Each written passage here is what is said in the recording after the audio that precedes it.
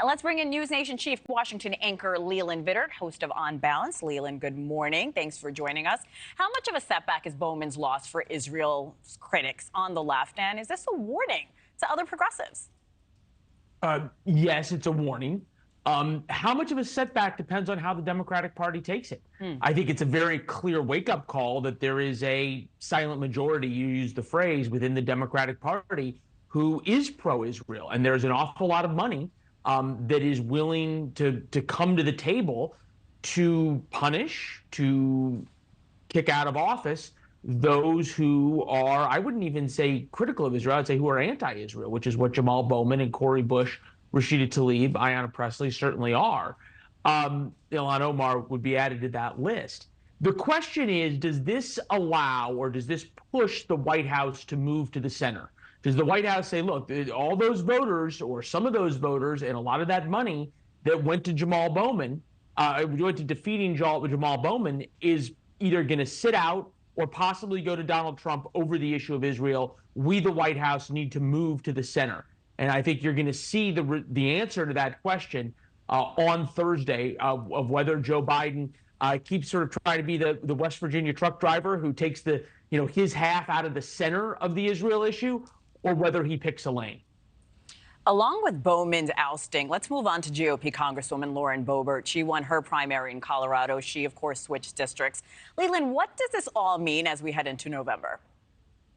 Look, Lauren Bobbert to members of the left is a little bit like Jamaal Bowman was to the right. She, sort of has this firebrand brand that people on from the opposite party find extraordinarily offensive, and even people inside her party find annoying.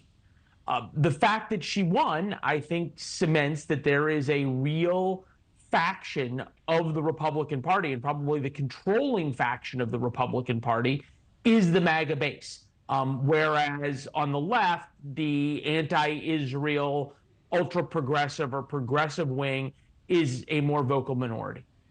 Let's shift to the presidential race. You just sat down with House Speaker Mike Johnson ahead of the debate. Great conversation, by the way. Let's play part of it.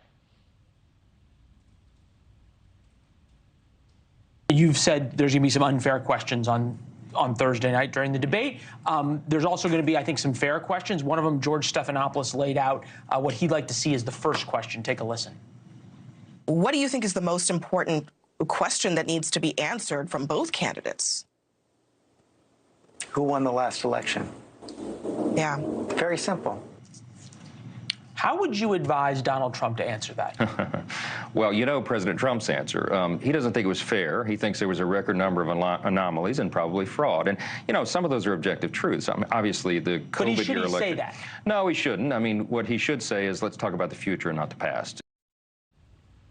All right, Leland, will the former president take Johnson's advice on Thursday? Right, that is the question. And Donald Trump this time around has some very, very, very strong operatives around him.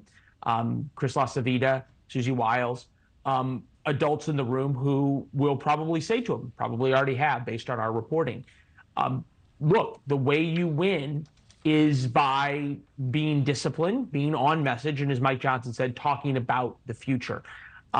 And you can just imagine a lot of the debate prep for Joe Biden is figuring out how to trigger Donald Trump into going into crazy land. Because when Donald Trump's in crazy land, it does not work well for Donald Trump, and it also gives the media enormous fodder to talk about all the crazy things he said. So how disciplined Donald Trump can be is one of the few issues that will decide who wins, quote unquote, wins the debate. Thanks for watching, everybody. Go to joinnn.com to find NewsNation on your television provider. Also, don't forget to click that red subscribe button below to get more of NewsNation's fact-driven, unbiased coverage.